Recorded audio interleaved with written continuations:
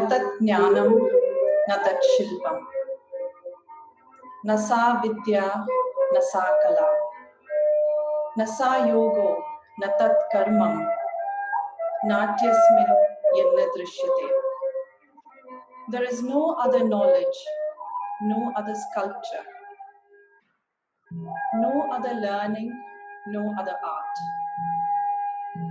Not even yoga or any other action that is not found in dance.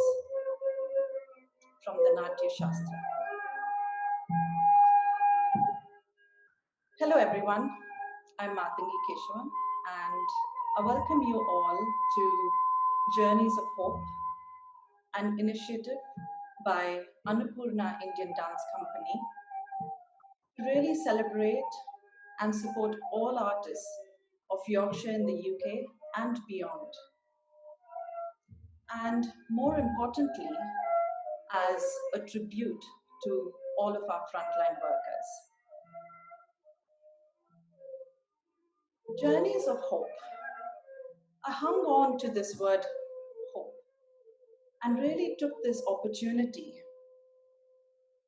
to dig deep and try and fathom some of the dreams, hopes that dance brought to the different generations of my family. As many of you know, I am the third generation in my family of bharatanatyam artists. So how did dance really come into our family? I take you through this in the form of a presentation.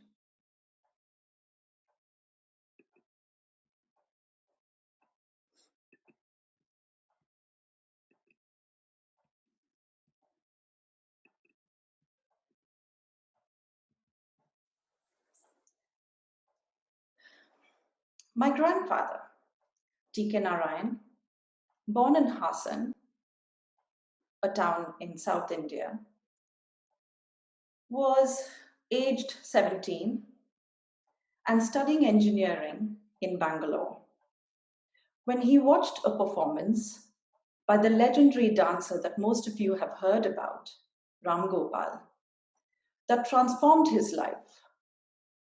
It really ignited the dream to dance in him. I sometimes wonder, what were the pieces that Ram Gopal performed that day?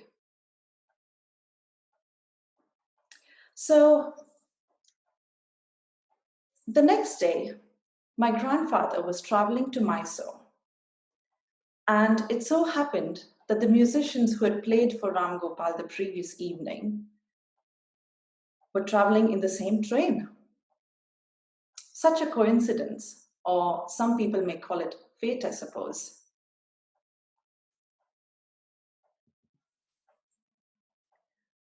A letter of recommendation from these musicians found my grandfather outside the castle that Ram Gopal was living in. What you see on your screen is the castle. 50 years later, when my grandfather got a chance to go back and see the castle, he visited the castle with my mother again. So, large-hearted Ram Gopal took my grandfather in and generously let him stay and learn for no fee from his guru, Meenakshi Sundaram Pillai. The kindness of Ram Gopal to open his doors to a stranger really speaks loud to me. Can we expect this in today's world? My grandfather stayed with Ram Gopal for the next 3 to 4 years, learning and performing with him side by side. He later then went on to take up a job at Premier Padmini in Bombay. Was it to earn money to feed his passions? I think, as I draw parallels with my own life. My grandfather also taught at Madam Menaka's institution in Khandala. For those of you who don't know Madam Menaka, her original name was Leela Sokhi, who, after extensive training in Kathak, established a residential school in Khandala. She created many original choreographies before passing away in 1947 in May. My grandfather was teaching at the academy, was directing, and also took up lead roles in the ballets that she choreographed, and one of which also won high appreciation from Lord and Lady Mountbatten. How exciting, I think. So as you can see here, there's a picture of my grandfather with Ram Gopal and also of him in Bombay. After that, my grandfather decided to start his own academy in 1947, and he called it Academy of Bharatanatyam.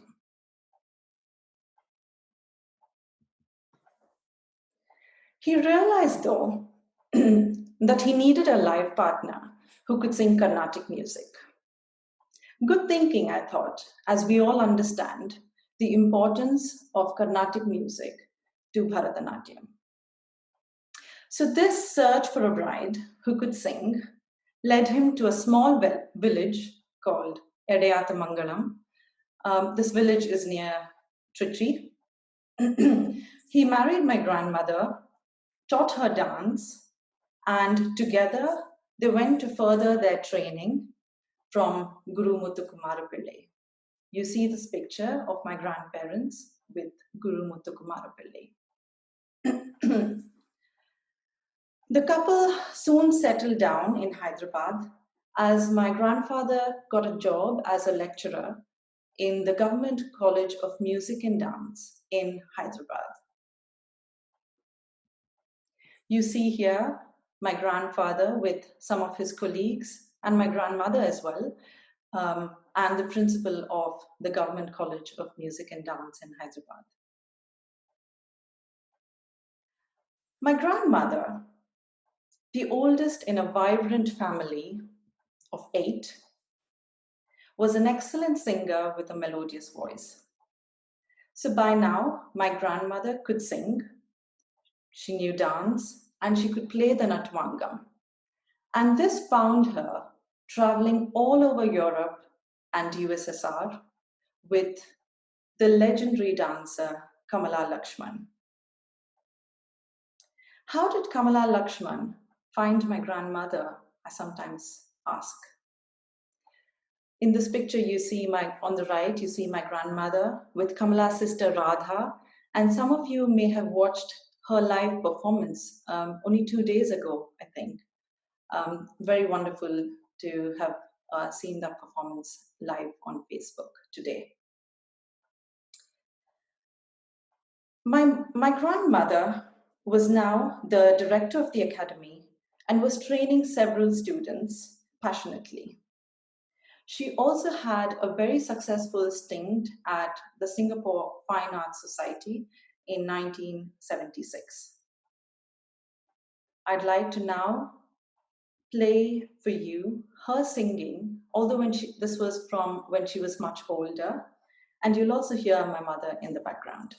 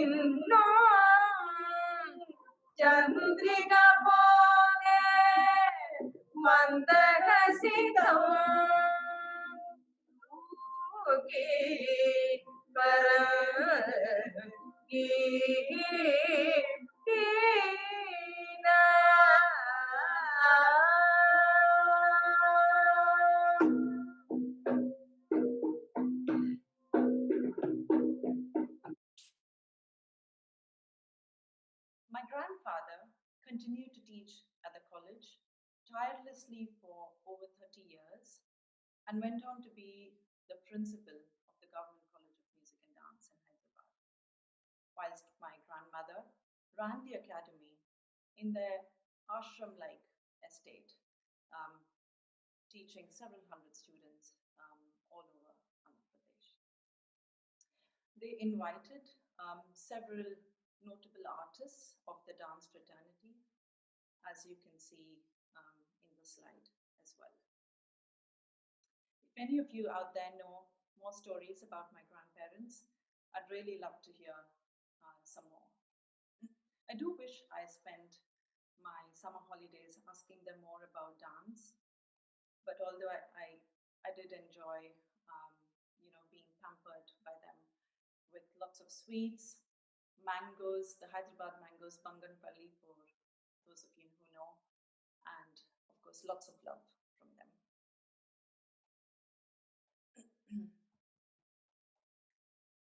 My mother, Gayathri Keshavan, the second child of three, was the apple of their eye, I want to say. But before I go into my mother's story, I want to share one other dream that my grandfather had. My grandfather had this dream of creating a complete ensemble within the family. My uncle, Anant Mama, could play the mridangam. The other uncle, Arvind Mama, could play the violin. And they both married Carnatic vocalists who today even continue to teach Carnatic music. So you see a family of artists. In fact, where they lived in Hyderabad, in the ashram like space, they even had an open air theatre. So coming back to my mother, my grandparents really gave my mother rigorous training from day one, as you can imagine. And she went on to receive the Government of India scholarship in 1973, where the government really believed that the training she received at home was so good that she needn't really train from anybody else. She even fulfilled his dream of performing abroad. During one such tour in Germany, she performed for over 2 hours to a packed theatre who would not stop applauding until she came out 8 times to bow. And this happened every day of the week. How? Can't even imagine that. Must have been really exhilarating as well. Her repertoire included traditional varnams, padams, pandatam, that some of you may have seen me perform at the Nehru Center, Mohiniyattam, and also Putana Moksham in the Kathakali style. In fact, the piece that you heard my grandmother singing is from Putana Moksham. My mother went on to travel and perform overseas and in India several times. She probably didn't even keep track of how many times she performed as a solo performer.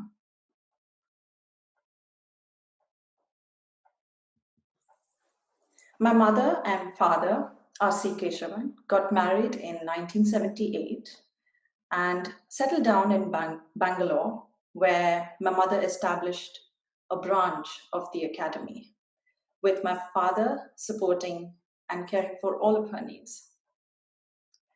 My mother is a woman of many principles. Art above artists. She never talks about her achievements.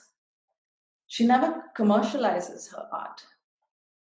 She always treats her children as well as her students equal. My sister and I were not given special training. We both learned dance together with all of the other students.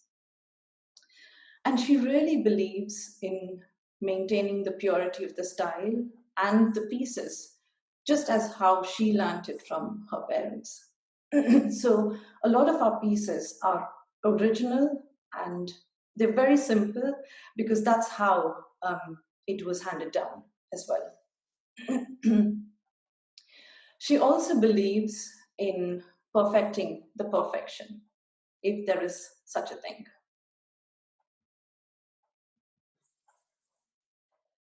She continues to teach from morning 7 a.m. to 8 p.m., catering to working adults, homemakers, school children, accommodating everyone, including, of course, students from overseas. She even teaches Tattaravu to new beginners to this day. Such is her dedication. She also goes as an external examiner to dance universities in Bangalore. She can compose music, jatis, and choreograph, of course, dance productions, which would be performed by her enthusiastic group of students, and of course, my sister and I. Sant Darshan, one of her productions was about the lives of 7 saints. Sri Vishwanatham, another production about using Dikshita's composition, Ragamalika composition, Andal, and so many more. She's now also writing an Adavu book, which really to document all of the Adavas that she has learned from her parents and therefore directly from their gurus as well. And this book is due to be published very soon, later this year. I think of all that my mother has done, and I know and realize that much of who I am today, I owe it to her. So yeah, Ma, if you're watching this, you know it. Also, you can see in the slide, the 3 of us, 3 generations performing. This was for my mother's 60th birthday a couple of years ago. And so you see my mother, my sister and I, and my sister's daughter, Ananya, who loves dancing as well. We all perform together.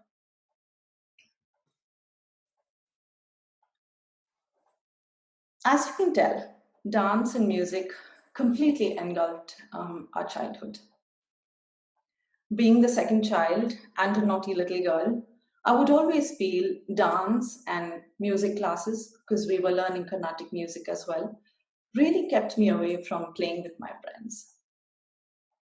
But dance came so spontaneously and quite naturally to me that I would always tell my parents, I already know everything. There's nothing more for me to learn. How little I knew, right? So anyway, I danced my way through school and university, and I gave my Arangetram in the year 2005, thanks to my dance partner, Megha Krishna. Megha, if you're watching, thank you. My Arangetram was a bit of a blur to me. I think I was not feeling very well in the run-up to the performance.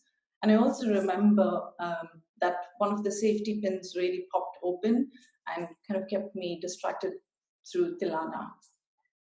But yes, Arangetrams are always hold good memories. My sister continues to teach at our ancestral academy in Bangalore. At university, Christ College in Bangalore, I was part of the cultural team. Even I was leading the cultural team at one point. And one of the choreographers was the wonderful Mayuri Upadhyay, the founder of Nrityarutya Indian Dance Company. I was offered a job as a trainee at their company, but I declined and decided to take up a job at a tier 1 investment bank. I sometimes think what my life trajectory would have been if I had taken up dance as a full-time career at that point. But nevertheless, rest assured, I would not have met my amazing life partner, Fazal Mohammed, who, 5 years ago, we got married 5 years ago, exactly today, on 12th June. So coming back to my job, I did very well there, and I continued to have dance in parallel. much like my grandfather did in Bombay, I think. I was also secretly nursing the urge to learn Kathak after having watched Aditi Mangaldas's performance. My mother would take us to watch a lot of great performances, so I was really inspired and I loved watching Kathak. So I started to learn Kathak first from Murli Mohan sir and later under Sankhya Gopal, a senior disciple of Guru Maya Rao. In 2012, I decided to quit my corporate job, acting upon my uncle Arvind Mama's advice. I did think, why not, pursue this full time when I'm young rather than when I'm old. So I started teaching at our ancestral home. I took up a part-time job at a school as a dance teacher, National Public School in Banchankari. I volunteered with Speak Mekke. I was freelancing with Nritya Indian Dance Company. And I also took up my master's in fine arts, bharatanatyam, from Kalai Kaveri Bharatidasan University. I carried my dissertation with me to London, and as part of my master's study, my research was on doing a comparative study of selected adavas across the different styles of Bharatanatyam. I took up 11 styles. I was really fascinated because I found that in the master's class, when we were learning together, we were all doing the same adavat, for example, Tatte Taha. But there was really small nuanced differences in the way we all did. And that really captured my attention. So I went on to meet several practitioners of the different banis of Bharatanatyam and try to document all of that here. I'd love to share with any of you if you're interested some other time. So right after my master's, I got married and we relocated to the UK. But first, I had to fulfill my dream of performing Kathak, which I had been learning for roughly about 5 years until now. So my teacher very kindly agreed and helped me prepare for it under a month. The performance had some glitches. The power in the theater went off. The generator did not work. People were waiting, but I didn't lose hope. Roughly an hour later, the power came on and I smashed it through finish. Thank you for all of you who came to watch me that day and patiently waited through all of this.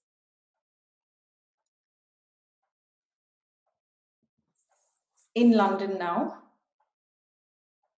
my hope was to find a house that was in the vicinity of Bharati Vidya Bhavan because I wanted to be very close to music and dance. So we found a lovely flat in West London. I even took up a part-time job at the bookshop Mind Chakra at the Bhavan. And I remember Nidhi Dalmia, the owner of the bookshop, Parvati Mami from Bhavan, Bihari Ji. They all gave me so many life tips that I still remember very clearly. And I try and abide by it. Here I want to acknowledge some very beautiful souls who helped me realize my dreams of dancing in a new country. I won't go into the how and why, but these people are very special to me. Geeta ma'am, Ujja Didi, Chamu, and through Chamu, I met Annapurna Indian Dance Company's founder, Shanta Rao, Shantaka, through her visionary World War I project. And that was the first time I actually got to perform in a space which was not in a temple, nor in a theatre, but really in a museum, in the Halifax Minstrel, a church. So it's quite special when you perform in non-traditional spaces as well. So thank you for all of those opportunities. Also, another person that I really like to thank is Anushaka and my lovely students, Liane, who is in the picture in the previous slide, Vedika and Ashwini. And I also have here a picture of Shobhana Jaisingh. Although I don't know her personally, she is my very biggest source of inspiration today to create my dance productions.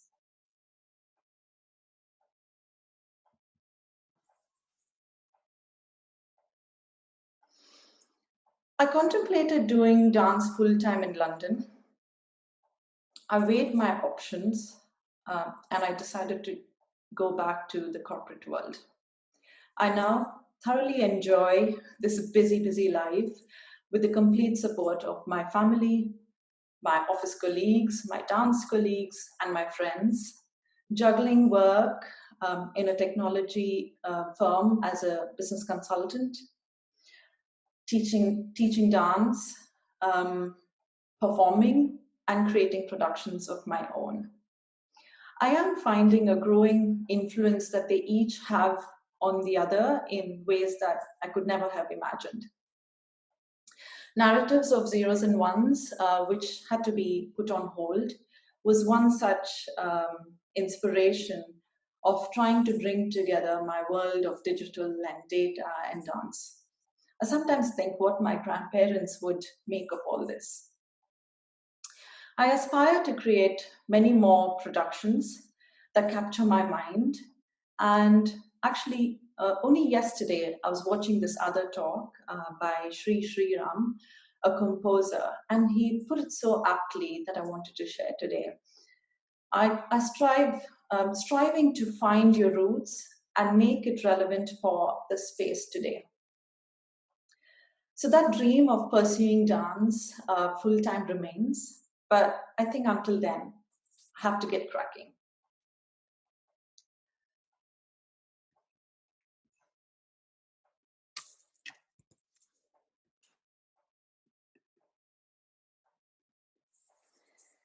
I hope the story has shown how dreaming and people helping people can really shape several generations' story.